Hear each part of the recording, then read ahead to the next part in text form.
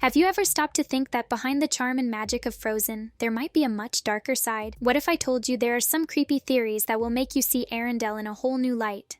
Today, we're going to explore 5 disturbing theories about Frozen that might completely change how you view Elsa, Anna, and even the lovable Olaf. So get ready, because the icy world of Frozen might be scarier than you think. The dark theory: Elsa caused her parents' death in Frozen.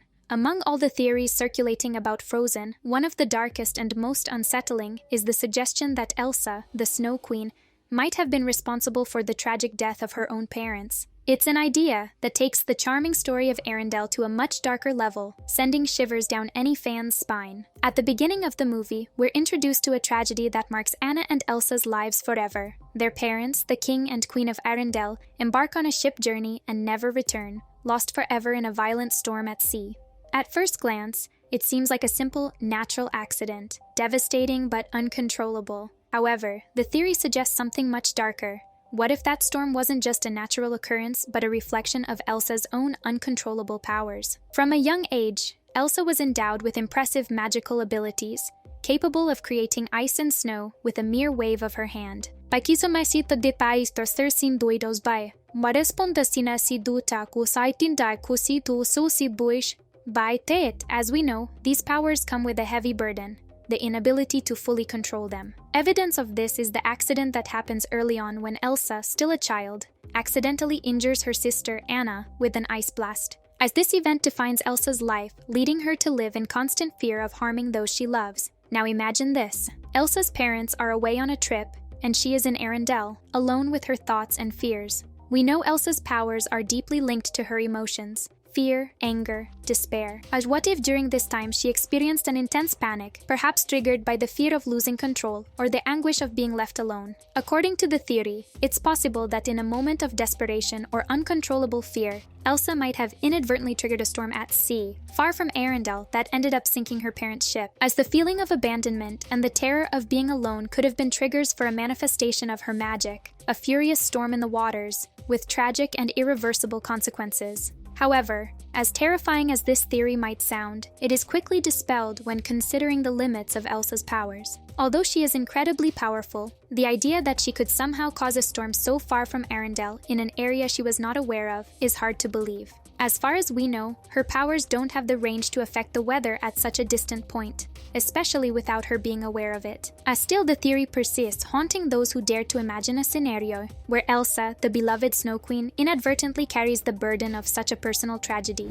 If nothing else, this theory makes us reflect on the weight of the responsibility Elsa bears and how her powers are both a blessing and a curse. Tasit tortures the theory: Olaf as a reflection of Elsa's shadows.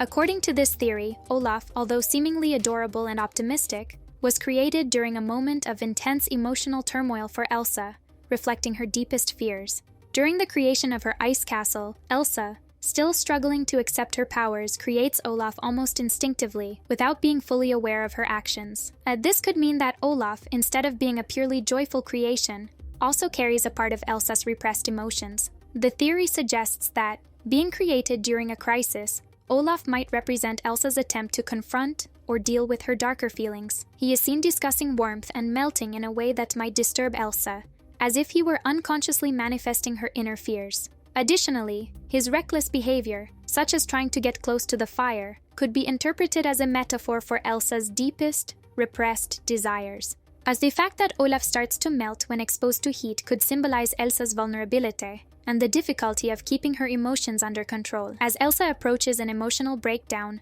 Olaf's physical state also begins to deteriorate, reflecting her mental instability. While this theory is intriguing, it doesn't hold up when we consider Olaf's true nature and behavior throughout the films. Since his creation, Olaf is consistently portrayed as a positive and encouraging force, both for Elsa and Anna. He represents innocence, joy, and hope, traits that Elsa and Anna have lost over the years due to the traumatic events in their lives. Olaf, at many points, helps the sisters face challenges, keeping them focused on what really matters: love and family. He never shows negative or manipulative traits. On the contrary, he is selfless and always willing to sacrifice himself for the well-being of his friends, like when he offers himself to help Anna warm up.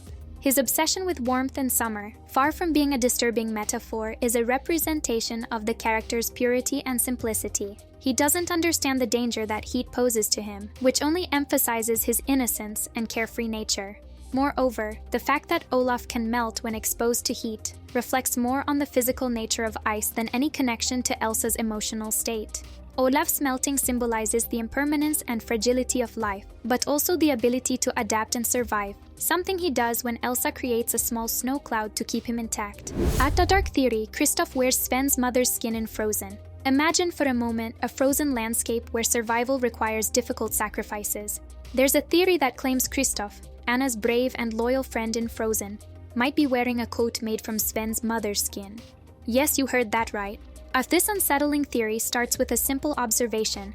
Kristoff's coat looks like it's made of leather, and Sven, the loyal reindeer who never leaves him, seems to have an extremely deep connection with him. But what if this connection was more than just friendship? And what if it had roots in a dark sacrifice? The theory suggests that Kristoff, orphaned from a young age and living with the ice harvesters, might have encountered a situation where the need to survive led him to make an unthinkable decision.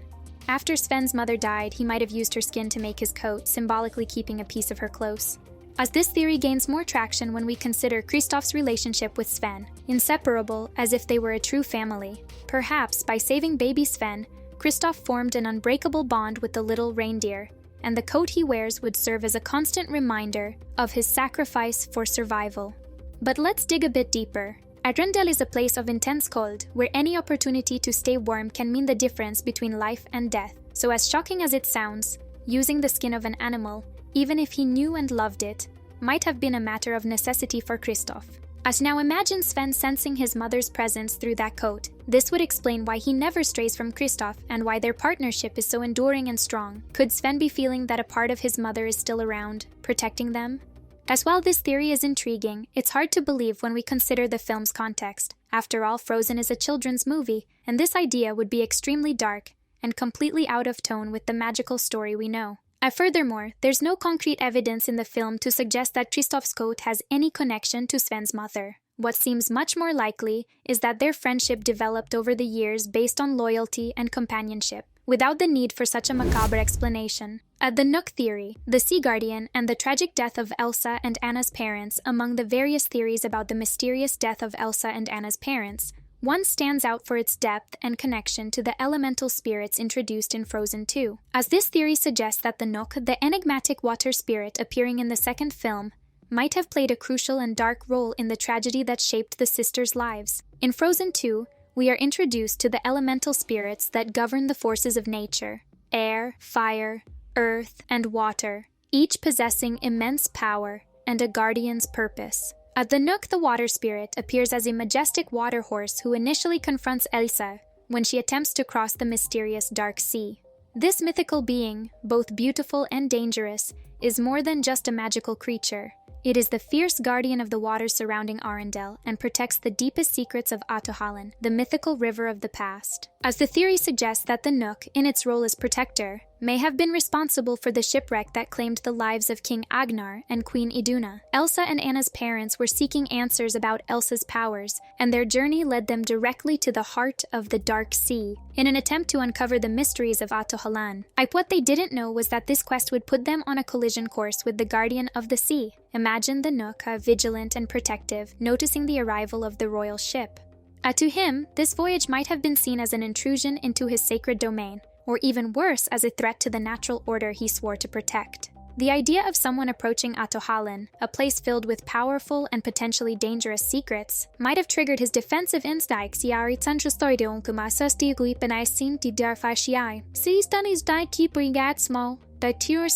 As a result, the Nook could have unleashed a watery fury, sinking the ship and sealing the fate of Elsa and Anna's parents. This scenario gains further strength when we remember that, in Frozen 2, Elsa and Anna find their parents' shipwreck precisely near the Dark Sea, the same place where Elsa first confronts the Nook. As the Nook's initial aggression towards Elsa suggests that he not only guards Ahtohallan, but also reacts violently to anyone daring to approach his territory. This raises the question, did the Nook do the same to Agnar and Iduna's ship? Another important point to consider is the complexity of the elemental spirits in Frozen 2, as they are depicted as powerful entities whose actions are not always clearly good or evil.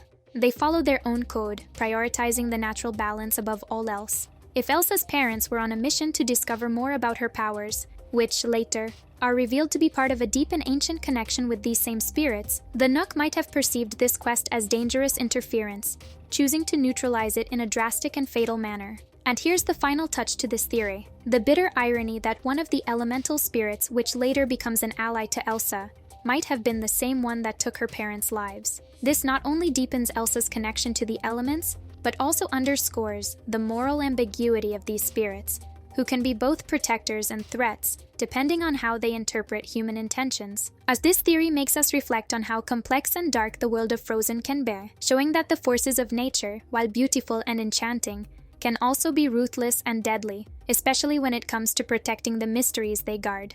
The Anna delusion theory, Elsa and the pain of loss. According to this theory, before or during the events of Frozen, Anna might have died, and everything we see of her in the film would be a creation of Elsa's mind. Unable to cope with the pain of losing her younger sister Elsa, in a deep state of trauma, creates a version of Anna in her mind to keep the connection she had with her alive. This would serve as a defense mechanism against the devastating pain of reality. As since childhood, Elsa has been isolated due to her inability to control her powers. This loneliness, combined with the trauma of Anna's supposed death, might have led Elsa to build an alternate reality in which Anna is still alive. When Elsa retreats to her ice castle, away from any human interaction, the extreme isolation may have intensified this hallucination, making Anna seem more real and present than ever. If we pay attention, many of Anna's interactions with other characters occur when Elsa is not present, or when Elsa is emotionally distressed. This raises the question: are these interactions genuine,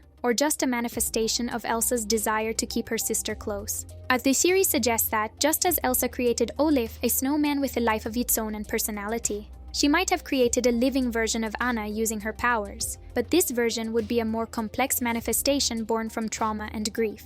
However, the theory hits a crucial turning point at the end of the film. When Anna freezes to save Elsa, the theory suggests that this moment would be Elsa's realization that her sister was never truly alive, and her crying could be the acceptance of the painful truth. Anna's resurrection would then symbolize Elsa finally accepting the loss and allowing Anna's memory to rest in peace. While this theory is fascinating, it starts to crumble when we consider the actual events of the film. Anna interacts directly with several characters who have no connection to Elsa, such as Kristoff, Olaf, Sven, and even the inhabitants of Arendelle. These interactions are independent of Elsa's presence or emotional state, indicating that Anna is not merely a hallucination, but a real living character. Additionally, the central narrative of Frozen revolves around the genuine and deep relationship between the sisters. Anna's sacrifice to save Elsa is an act of unconditional love, something that would be impossible if Anna were just a creation of Elsa's mind. The sibling love that develops throughout the film is tangible and genuine, showing that Anna and Elsa have a real and palpable connection. Finally, the ice that Elsa controls can be seen as a metaphor for her isolation and difficulty dealing with her emotions, but not as a manifestation of mourning for Anna's death. On the contrary, the ice and the eternal winter that Elsa creates reflect her fear of hurting the people she loves, especially Anna, whom she wants to protect at all costs. As these dark theories certainly add a new dimension to the Frozen universe, don't they? While some may seem exaggerated, they make us ponder the deeper layers of the story that we might not immediately perceive. If you enjoyed this video and want to explore more intriguing theories like these, don't forget to like, subscribe to the channel, and activate the notification bell so you don't miss any new content. Ati sa shi dezing de kin pari kira kui sakyar.